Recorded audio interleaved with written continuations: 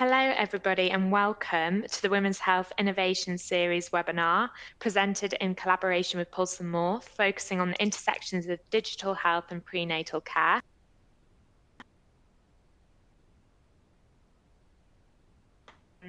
And I've had the pleasure of working with the Pulsenmore team and putting this together. So it's my pleasure to moderate this session where we'll explore the integration of at-home ultrasound technology into healthcare systems.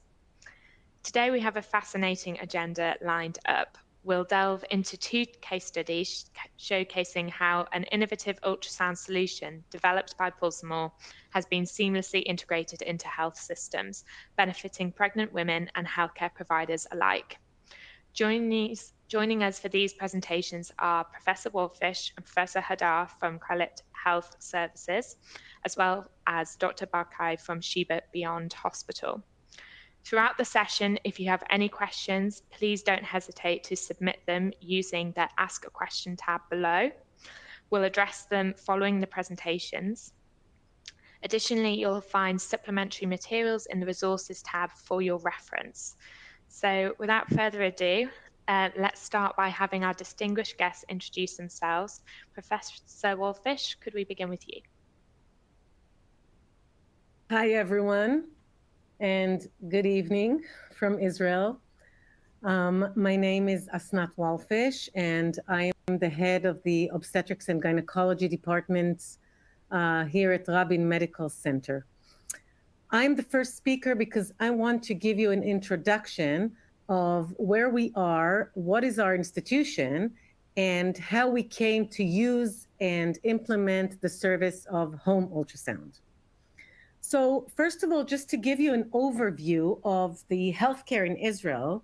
So the healthcare in Israel is a little bit of a socialistic system. We have 4 HMOs in Israel, and all of the Israeli citizens are insured in one of the 4.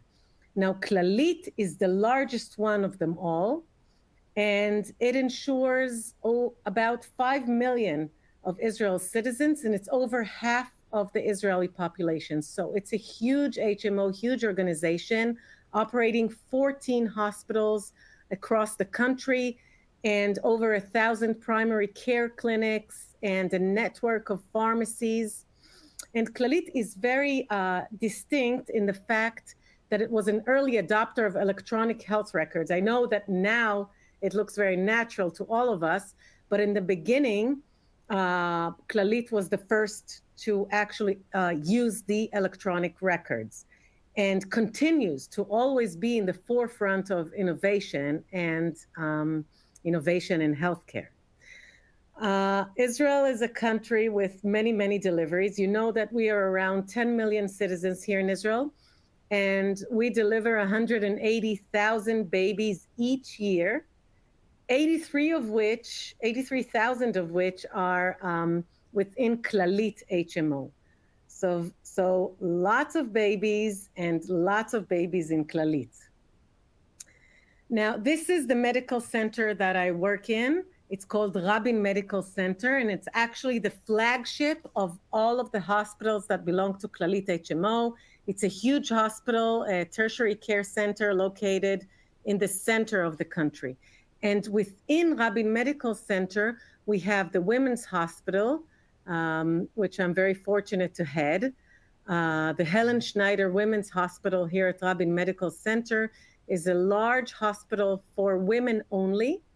We have a large amount of staff. We have around 90 doctors, all in all, 60 seniors and senior physicians, attending physicians, and around 32 residents.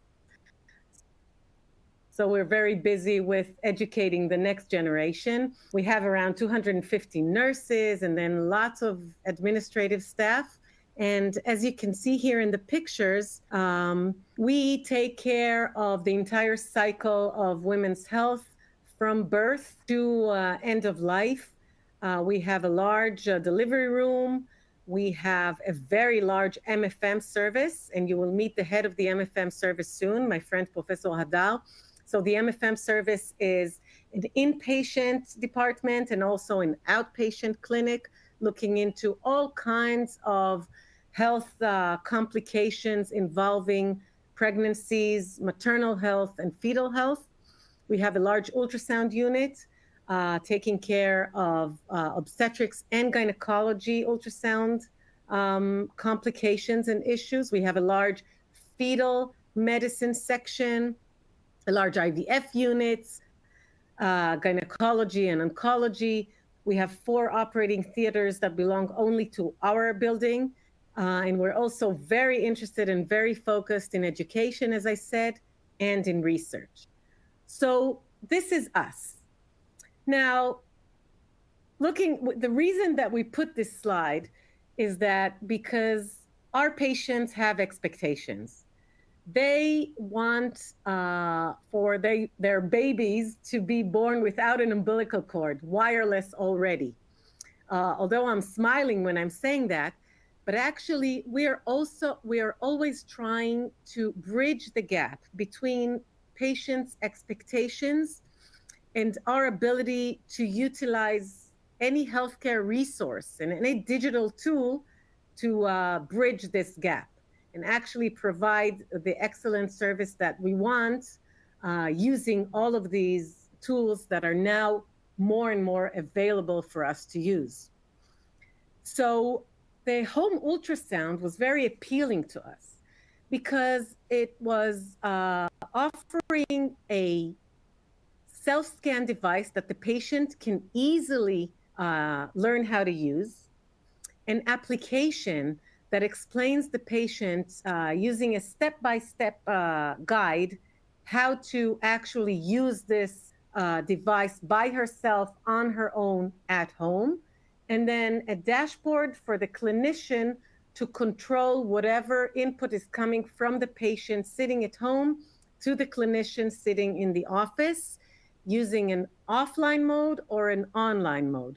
Now, when I say offline or online mode, I mean that the videos that are sent by the patient can either be performed by herself in an offline mode and then uploaded to the cloud, or being performed online synchronously with the physician so that the patient and the physician can see each other on the screen and also see the ultrasound that the patient is performing at home.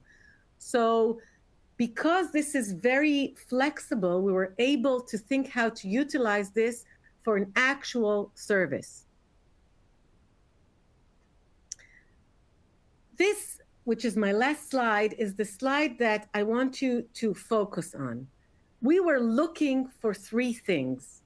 We're always looking for something that has a real medical value. So no compromises there. We want to provide excellent medical service. So that's one thing.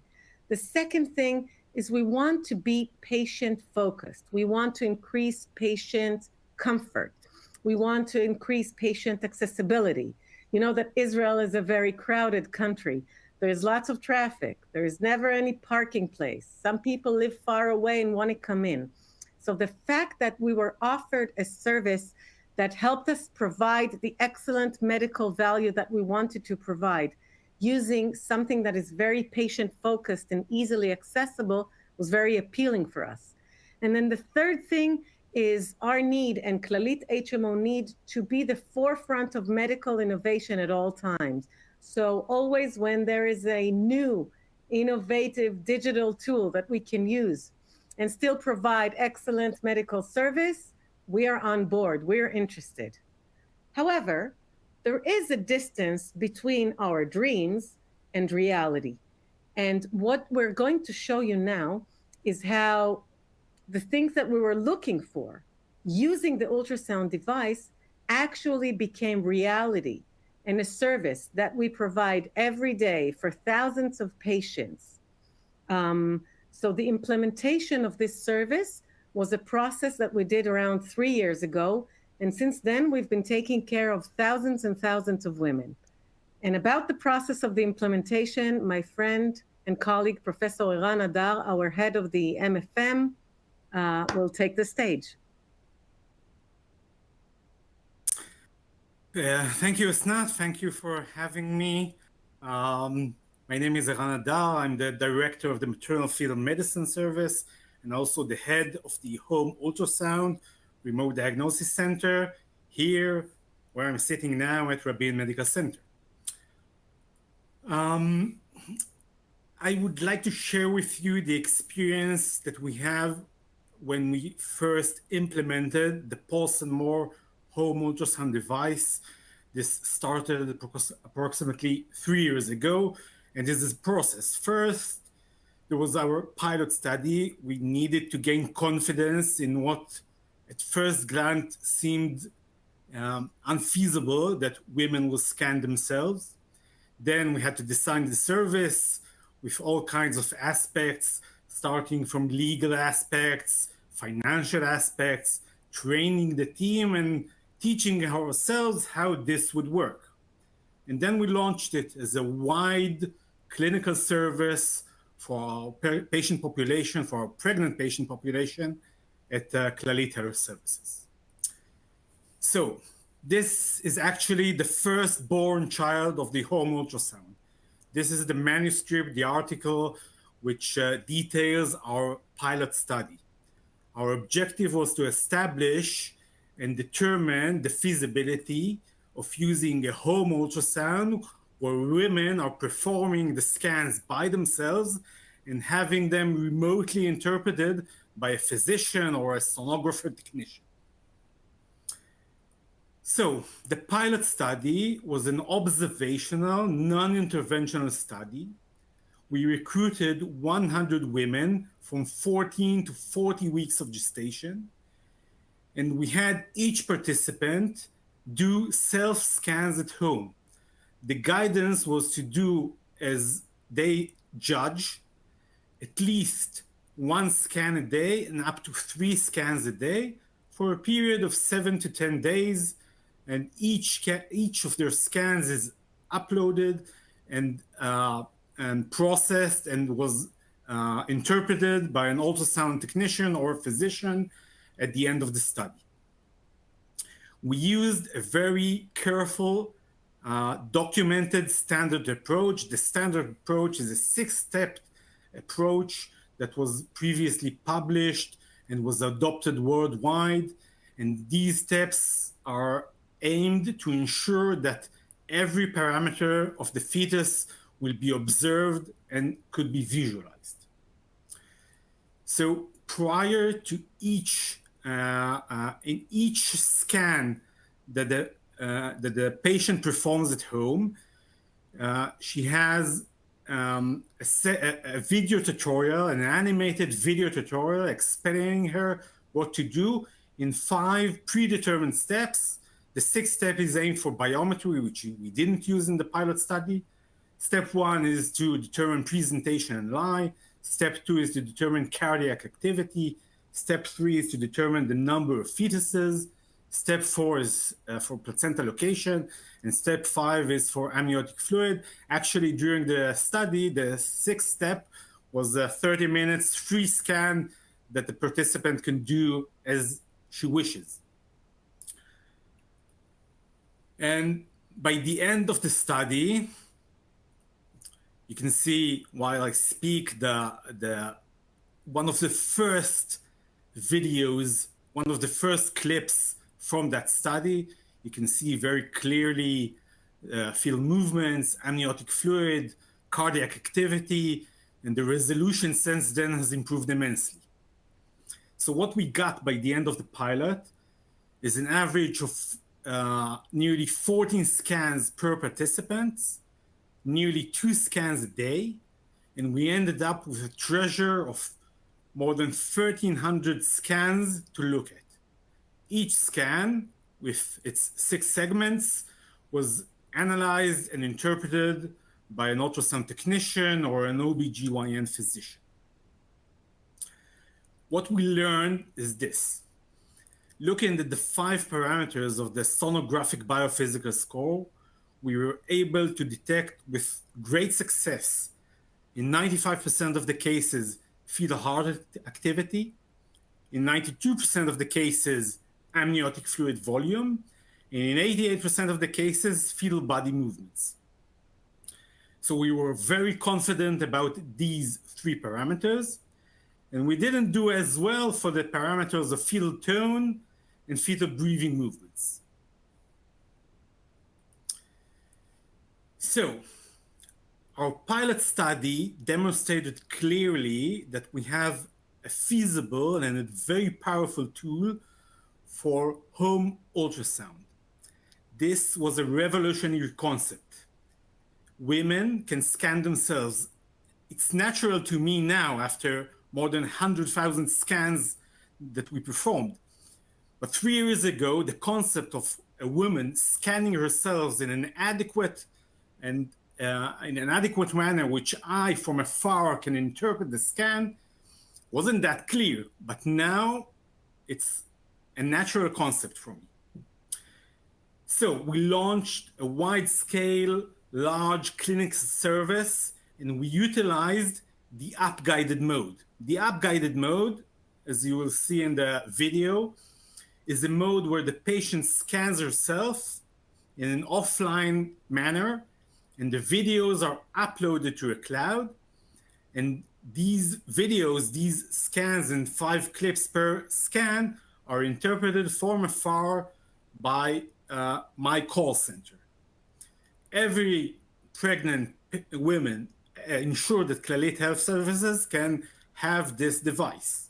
Starting in 14 weeks of gestation, she gets the device by delivery with ultrasound gel to her house, and she starts to do the scans from 14 weeks until delivery.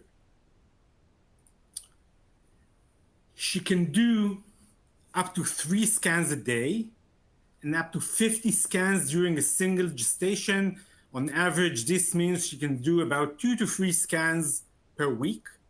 We operate the service 7 days a week, 365 days a year, and a woman can scan from 8 a.m. until 10 p.m. Every scan is uploaded, every scan is reviewed. It's not an option to do a scan without a healthcare professional, either an OBGYN physician or a sonographer, looking at the scan. And each scan is interpreted for the 3 parameters which I stated in the pilot study that we are very confident that we can visualize. Heartbeat, fetal movements, and the amniotic fluid volume. This is the dashboard. This is what the service looks from my side. I get a list of every scan that is waiting in line for the sonographer or for the OBGYN physician to review. And as I said, we review them for the 3 parameters of fetal heart rate, amniotic fluid volume, and body movements, and fetal movements, sorry. So just an example. This is a real patient, and this is her scan with the 5 segments as I described.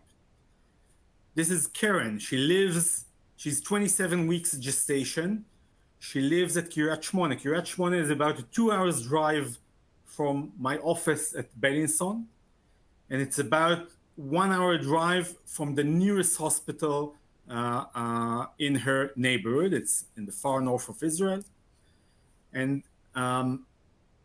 what is interesting that from time to time we'll have guests or healthcare professionals or important management people coming into Beilinson.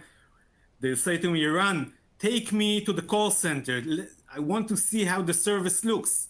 And everybody expects a high-tech room with screens and computers, but that's not the case. While Karen did her scan at Kiryat Shmona, I was in my house, in my home, in my living room, in my pajamas, with a laptop on my knees. This is how the call center works.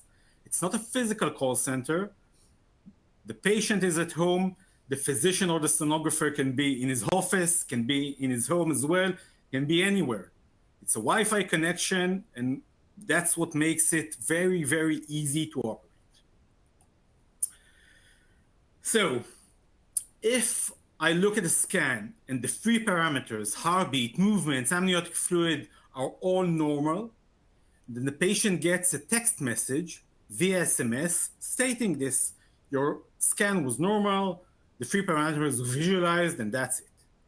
If any one of the scans is either, if any one of the parameters, sorry, is either abnormal due to an actual issue, if I think there's oligohydramnios, or if any one of the scans, or if any one of the parameters is inadequate for some technical issue from the device or from the patient, then I'll call the patient.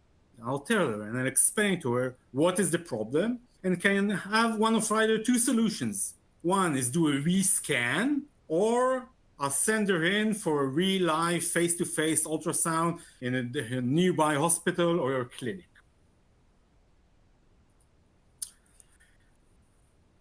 From March 21, when the service began to operate, we did more than 100,000 scans for remote diagnosis. This is massive experience. We have nearly 11,000 users. About 2,000 of them are active users, meaning they are pregnant and are using the device. And for each scan, with the policy of rescan or sending for in hospital, we get 98% of the scans in good and appropriate quality to have a diagnosis of the three parameters. And although the terms of the service mandate us to deliver an answer, an interpretation for the scan in 4 hours, my team is much better than that, and our average interpretation time from the point where the scan is uploaded to the cloud until the text message is an hour. So, 3 years of experience demonstrate that this technology has a great impact on the various stakeholders involved. Clalit, both as the payer and as the provider, and of course for the patient. Clalit as a payer can provide better resource management, has a very unique and innovative offering. We were the first in the world to do that. And it's a patient-focused approach that fits today's lifestyle, doing everything we can from home. Clalit is a healthcare provider organization, provides a safe and reliable remote sonography. It provides an option for early detection of warning signs and great flexibility for patient care. And of course, and perhaps most important, are our patients, providing them great access and continuity of care with less maternal anxiety and greater bonding, with engagement, with convenience, and with a terrific satisfaction from the service. So the future. First is the clinician-guided mode, which you can see running on the clip. The clinician-guided mode is a real-time online ultrasound. The patient and the physician both see and speak with one another and see the ultrasound. And the physician can guide the patient to real-time how to scan and where to move the transducer. We hope that this will allow us to have a full biophysical online appointment.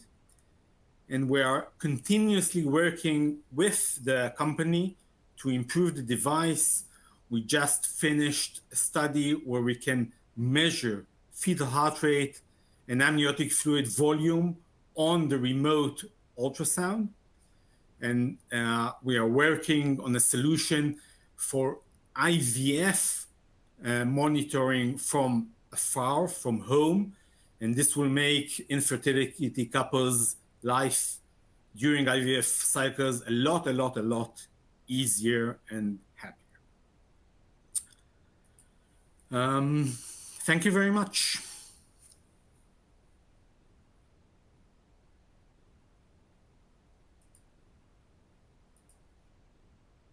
Good afternoon. My name is Dr. Galia Barkai. I'm not a gynecologist, but I'm a pediatrician, but I'm the head director, general, and founder of Sheba Beyond, Sheba's virtual hospital.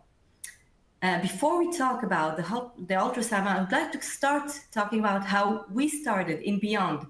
So the story of Sheba Beyond begins in February 2020, in the beginning of COVID-19. We still didn't have COVID in Israel, but Sheba was the first hospital to receive Israeli citizens that were on this cruise ship, the Diamond Princess, who had contracted COVID-19 while they were on board. And we wanted to build for them a new system where they would be treated in Sheba with telemedicine technologies to allow us not to contact the patients physically and in face of this new virus. We came up with a new solution in which the patients were placed in a ward and the medical team was in another, in this case, it was, we inflated a tent, that is the field hospital tent, where all the technologies were there. I'm telling you this story because this is how we began to test, try, and get experience with new technologies of telemedicine, such as Taito, such as remote video visits, and that allowed us to step forward. After that, we did other things that integrated telemedicine in our services, and we really scaled telemedicine services in Sheba. And then at the end of the first month of the COVID-19, we understood that not only we have gone one step forward or many steps forwards in using telemedicine technologies, we have gone as a world, as a society, we've gone forwards a lot. We have learned that telemedicine is not a constraint.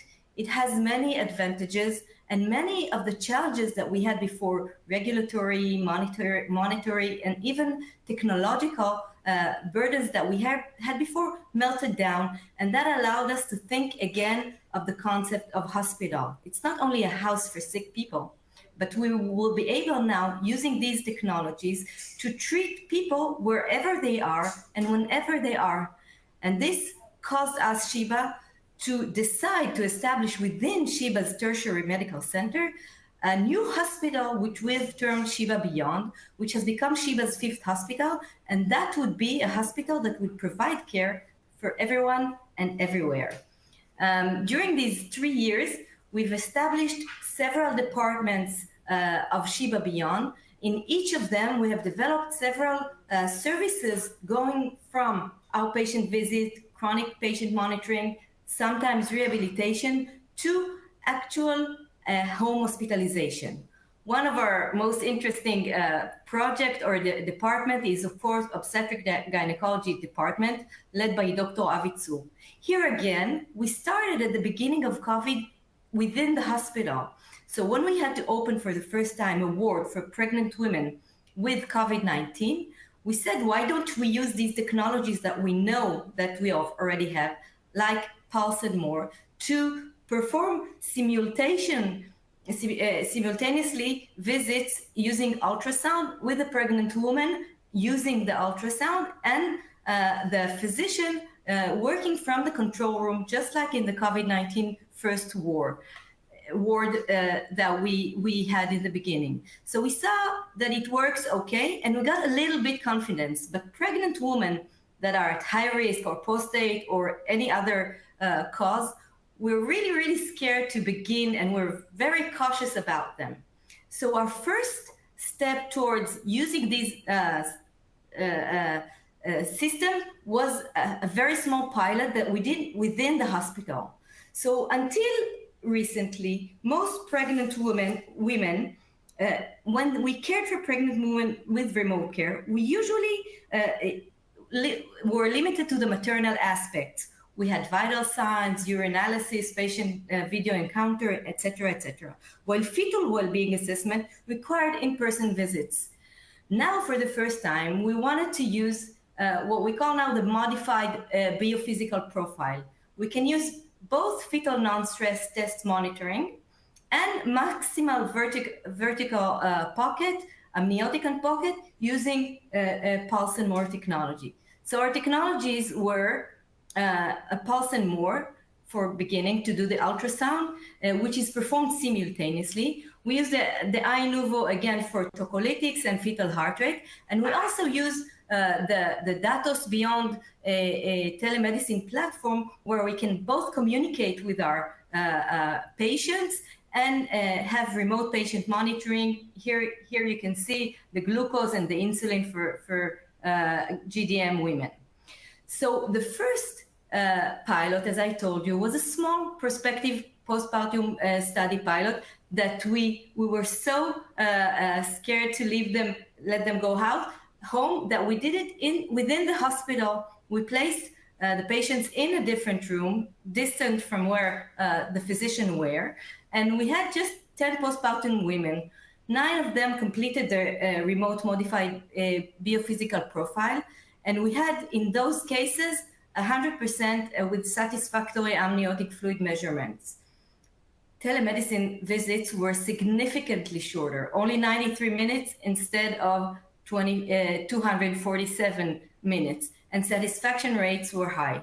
And at this point, we knew we could go further, not only to postpartum studies, women, but to women with gestational diabetes. And in this time, these women stayed at home. So we went to do a 21 participants pilot with gestational diabetes that were above 31 weeks of gestations, with alternating remote and face-to-face visits for 4 weeks. Only one patient withdrew, but within these visits, 38 of the 39 visits concluded in comprehensive assessment. One patient was referred to inpatient visit due to technical difficulties. She was a patient with overweight. Again, we have shown that the length of the visit was significantly shorter, and the usability questionnaires, telemedicine usability questionnaires, which we used, show very high usability for telehealth systems.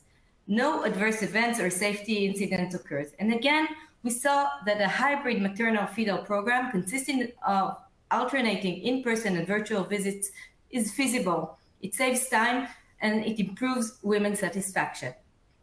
So how do we go now from pilot studies to actual transformation, to change things into reality? Those are 2 pilot studies, indeed, with women who really needed extra care, not just healthy women that are pregnant, but we wanted to go one step forward. To do that, you need 4 things. The first thing is the human part. This service would have not been raised without the Dr. Avi Tzurich, we can see it, an obstetrician gynecologist, and ST, which is our midwife, and they're both dedicated full-time for working on this project and pushing forwards. The second thing is you have to need reimbursement. So we got, for the first time, we are a provider, unlike the previous presenters, we're a provider. In order to deploy our services, we need one of the HMOs to contract us and allow us to provide service for its patients. So we have our first agreement with the second biggest HMO in Israel, Maccabi. We also have to seek all the time for new technologies. Now we're integrating new technologies as continuous blood pressure monitoring and others. Otherwise, you cannot do real transformation. And maybe one of the most important things is collaboration. In the next steps where we go forward, we collaborate very well with the high-risk pregnancy ward in Sheba. So women have their complete journey within our hospital. If they need to come to the hospital or in the visits between, they can arrive, they have a bed in the ward, and finally, we would like them to give birth in our hospital. And this great collaboration has allowed us to go even one step forward and to create a new service that we're deploying nowadays, which is an intense remote high-risk pregnancy surveillance.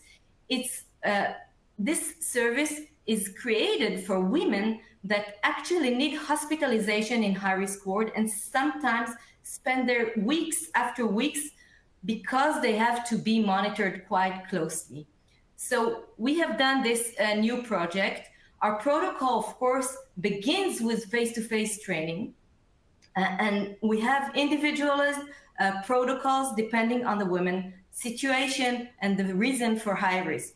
We combine self-measured measurement of blood pressure and also a combination between face-to-face and remote monitoring. As you can see here from the protocol, they have at least 2 or 3 times simultaneous visit, real-time ultrasound and cardiotography visits, but also they have to come a few times to the hospitals, twice weekly or sometimes even more, both for full ultrasound and also for blood work, etc., etc. So it's a very intensive protocol that requires very high level of connectivity between the patient and the team.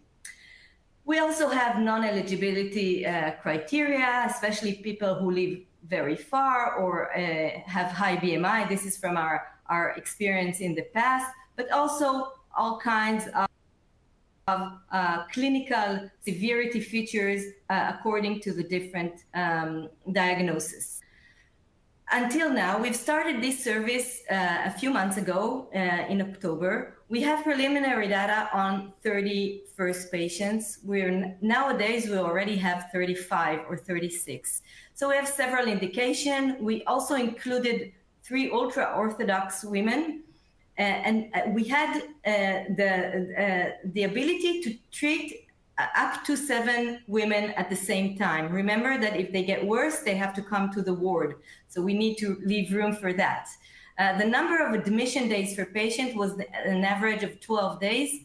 And all the women who already got to give birth have delivered in our ward, which is 23.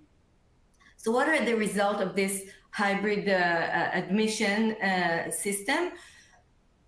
5 women got back to the hospital to full hospitalization, 1 due to technical problems and 4 due to clinical deterioration. We think that the ability to detect early a clinical deterioration and allow these women to go back to the hospital is a very good point that we can do when the people are in their homes.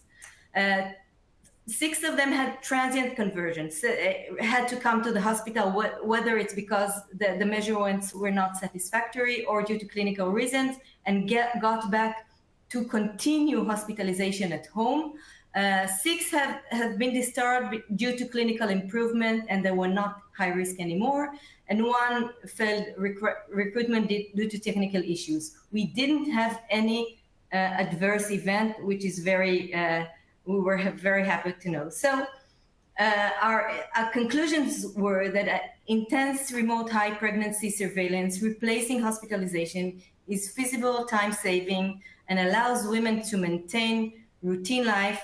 Therefore, it's a real great game changer. We don't know of any other system where we replace full hospitalization with hybrid systems like this. So to end my presentation, I will say that we believe the best place for a pregnant woman is at home, even when she needs intensive monitoring. Usually they're healthy patients as a background, and they want to continue to take care of their families and even go to work when hospitalized. Nowadays, we both have the technologies that have proved to be safe and efficacious to do that, and also the models that we have shown that can do that at home. So we actually believe this is the future. We still have a way to go, but we've gone many steps forward. Thank you.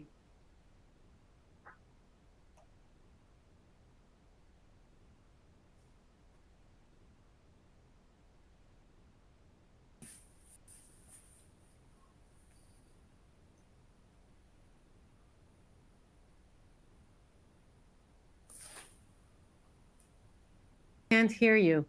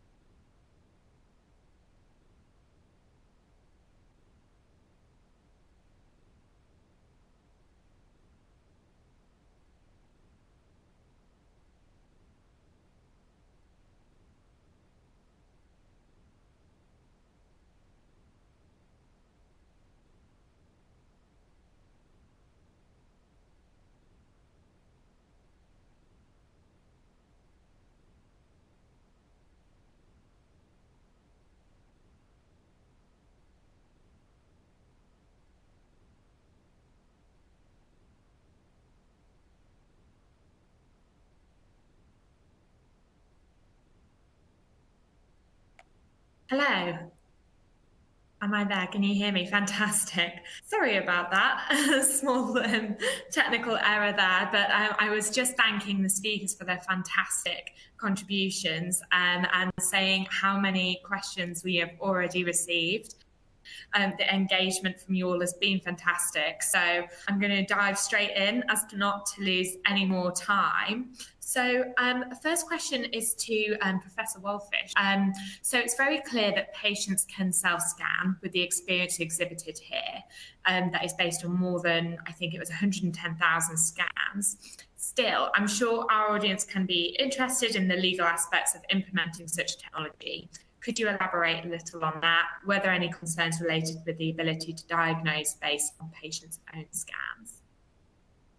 So actually, I'm very happy for this question because we were also a bit worried about the legal aspects, you know, that obstetrics and gynecology, legal issues are always an issue, and we were worried.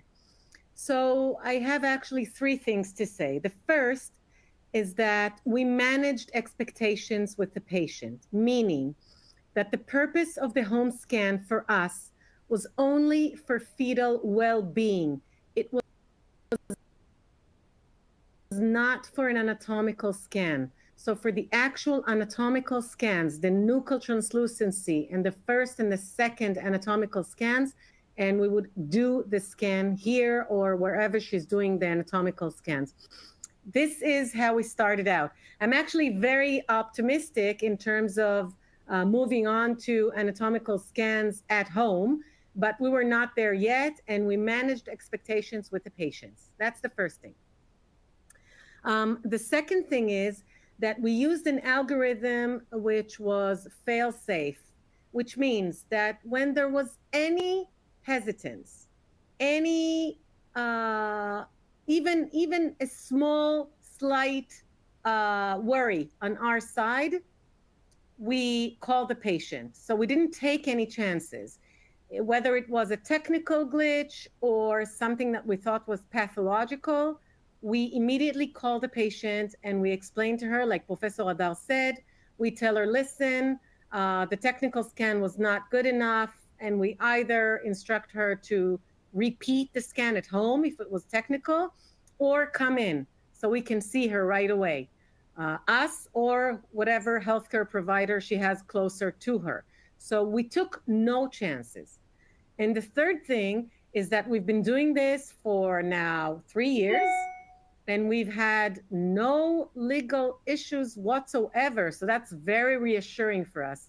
Actually, it's the other way around. Maybe Professor Adar can say, but I think we saved some babies. No, without a doubt.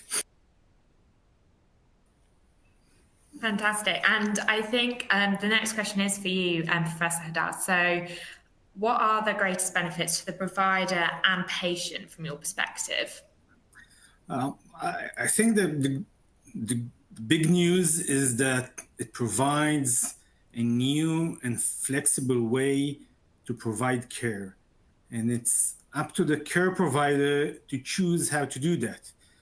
The fact that we allow women to do 3 scans a day, 50 scans per pregnancy is our choice based on what we know for our population. In a different country, in a different setup, it can be used differently.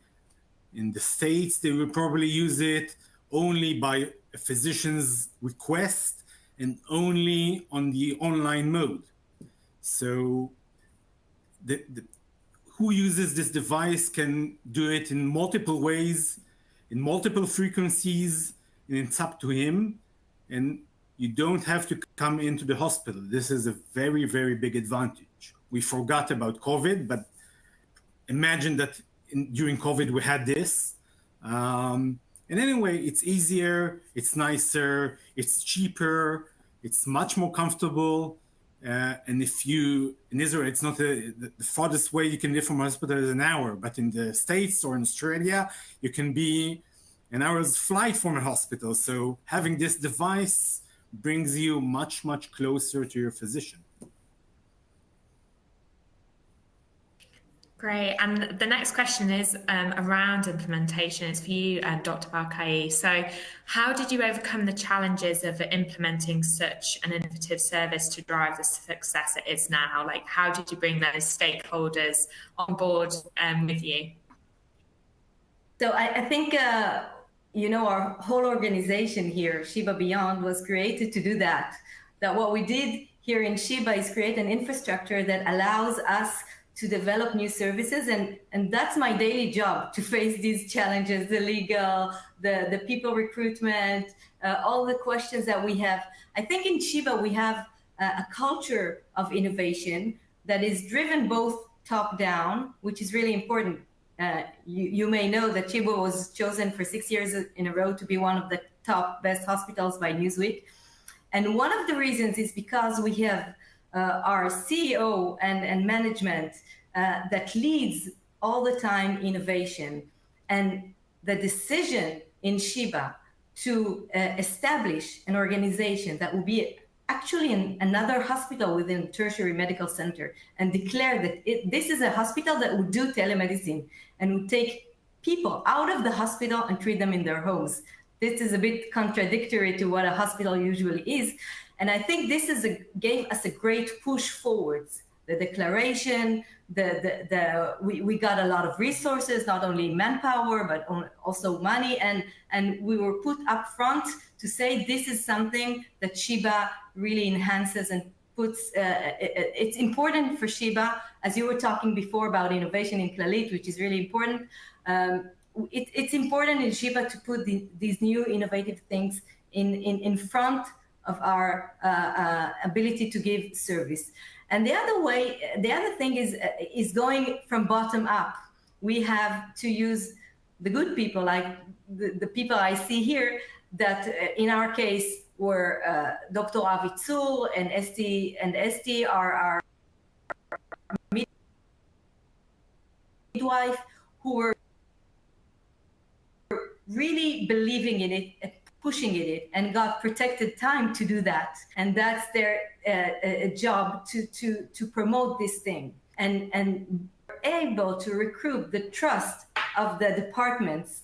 And the way we've established this service, which is a bit different from other services, is to make it a hybrid service within an operating ward, physical brick and mortar ward, the high-risk pregnancy ward, where we have an actual another bed and a room where people can come for their physical visits and a collaboration with them. When it's night after 10 o'clock, they can call the ward and they will get an answer. If needed, we will call our wives because we give 24/7, our physician, because we give 24/7 support.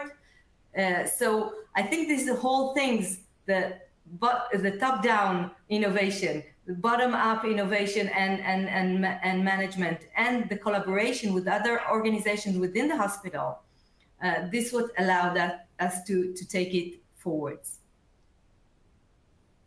Fantastic. And the questions just keep pouring in, but I'm going to stay with you, Dr. Barkai. So someone has said, these interesting presentations, I was wondering whether this kind of technology may have potential problematic outcome for pregnant people, e.g. in raising anxiety or potentially enhance issues in mental health. I think obsessive compulsive disorder in monitoring the fetus, or a general sense of need to have everything under control. What are your thoughts? I would think this question should go to the two other presenters, because in their service, a woman can do it whenever she wants. The difference between their service and our service, I think this decreases anxiety, our service, because it's only when you have a scheduled appointment with a physician and the midwife. And when you have your appointment according to the personalized treatment plan, instead of bringing you to the hospital for a scheduled visit, you're staying at home for a scheduled visit. So you cannot do it. We do not allow our patients to do this whenever they want. They cannot do an ultrasound by themselves. We have a guided ultrasound simultaneously performed. So I should ask, but they have a lot of experience. So maybe you should answer that. I welcome your thoughts, yeah. Sure, happy to answer. It's a great question. But actually, what we found out is exactly the opposite. Levels of anxiety during pregnancy are pretty high as it is, more so for women who've had bad obstetrical history. So what we felt is that the actual option to perform at home in the evening an ultrasound when the mother doesn't feel the baby or she's worried because she's had miscarriages in the past reduces anxiety significantly. And we've been monitoring the satisfaction rate and the anxiety levels for our patients. And what we realize is that the fact that they have this readily available ultrasound whenever they want it does not cause an abuse of the service, but rather the opposite. They perform a scan, they get the answer that everything is okay, they don't have to run to the hospital, they can sleep at night, so it reduces anxiety, and the use was not abused. The service was not abused. Maybe Professor Adar wants to add.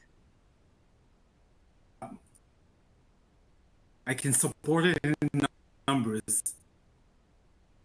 When we allow in the service to do up to 50 scans during her pregnancy, the actual use, the average use per patient is about 13 scans. So it is far from being abused. They use it when they need it. And the need can be in 15 weeks of gestation where everything is fine, but she has no way to know that. So she will do ultrasound simply to see the baby move because she doesn't feel it. This by itself is reassuring. And she can do it at 36 weeks of gestation where she feels she didn't feel the baby move enough. And when she sees the baby move, the patient will do it just to be reassured. Any high anxiety, certainly not for any actual medical complaint. If she has ruptured the membranes or she's bleeding, they know not to do a whole ultrasound, but to go to the hospital. And more from then the provider perspective, Professor Halal, so when the patient scans herself in the app-guided mode, does she have to then upload the videos manually, or they automatically uploaded for the interpreter to view immediately? No. How does that work? They are uploaded immediately. The lag time from the end of scan until it's available on the cloud for me to see is somewhere between 10 and 15 minutes. That's the lag time for the uploading. It's not a choice. Doesn't choose whether a scan is uploaded for interpretation. Every scan is uploaded, every scan is interpreted. We make sure that this is not the ultrasound is backed by a healthcare professional.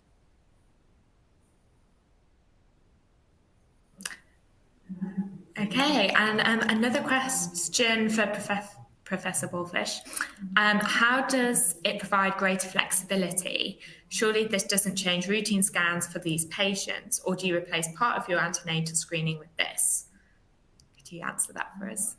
So, great question. As I said before, the 3 mandatory anatomical scans are performed in-house, real-time, face-to-face. We are doing these scans only for fetal well-being. Still, there's lots of flexibility when the healthcare provider is wherever they want to be, and the patient is wherever they want to be, and the scan is performed whenever they want it to be performed. So in terms of time, comfortability, there's lots of flexibility. And I have to say, because we've gained so much confidence in the service, I'm actually pretty sure we're going to move forward to biometrical scans, which means checking how much the baby weighs. And in the near future, anatomical scans as well, basic anatomical scans. And I'm also thrilled by what Dr. Barkai has said, because just thinking about women who are staying at the high-risk pregnancy unit for weeks and months, the fact that they can stay at home and be monitored in the same medical level with much better conditions is obviously great for everybody, for us and for the patient. So I see flexibility and advantages in everywhere I look. Slowly, though. I mean, we're moving carefully forward. We're not rushing. But exciting times on the horizon still, for sure. Are there any suggestions? Sorry, one more thing. Oh, please. Sorry that I interrupt you, because I just remembered what Professor Adar has just said about the IVF. It's not related to high-risk pregnancy and pregnancy surveillance, but I think it's amazing that we can now use this technology for follicular count in IVF treatments as well. And to answer the question of flexibility, just imagine patients who are going through IVF cycles and have to come in to the hospital every morning to get a scan and blood draws and all of that. And they have to find a place to park, to be late for work, et cetera, et cetera. Just think of how easy their lives would look if they do the scans themselves. And now we have vaginal scans that the patient performs at home by herself and sent to our ultrasound technicians who count the follicles for her. And she can be, I don't know, in her office, at work, in the bathroom, wherever she wants to be. That's the next level. Really, really exciting. Well, that, I think, is all that we have time for. If you did have any more questions, please feel free to reach out. But I'd like to take a moment to thank our fantastic speakers, Professor Wolfish, Professor Hadar, and Dr. Barkai. I'm so grateful for all of the knowledge and expertise that you've brought today. I know our audience is too. And I wish you a wonderful rest of your days. And thank you to everyone for tuning in. It's been great to have you, and we'll see you. Thank you. Bye.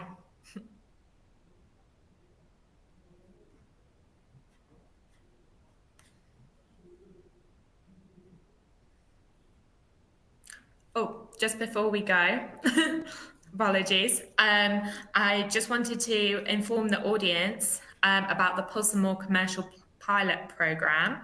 This program enables some selected health institutes to pilot the home ultrasound solution and experience the benefits of this technology firsthand.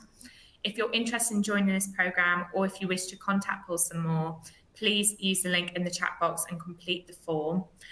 Thank you all for joining us again today, and we hope you enjoyed the webinar. Have a wonderful evening. Take care.